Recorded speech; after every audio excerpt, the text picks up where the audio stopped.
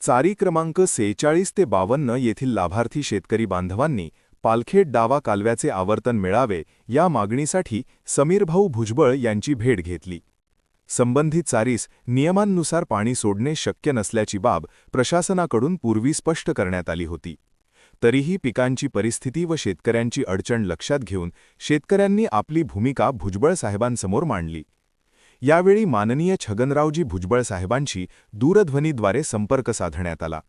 त्यांनी तात्काळ गिरीश महाजन जलसंपदा मंत्री यांच्याशी चर्चा करून संबंधित अधिकाऱ्यांना सकारात्मक सूचना दिल्या. त्यानंतर संबंधित विभागाच्या अधिकाऱ्यांनी शेतकऱ्यांच्या मागणीचा सहानुभूतीपूर्वक विचार करून आवश्यक त्या नियमानुसार पाणी उपलब्ध करून देण्याचे आश्वासन दिले आहे. अंदरसूल, गवणगाव, सुरेगाव, देवठाण, खामगाव व देवळाने येथील शेतकरी बांधव या प्रसंगी उपस्थित होते. शेतकऱ्यांच्या हितासाठी तातडीने पाठपुरावा करून दिलासा दिल्याबद्दल सर्व मान्यवरांचे शेतकरी बांधवांनी आभार मानले आहेत. News bureau report, Sunil Gaikwad, Suregaon.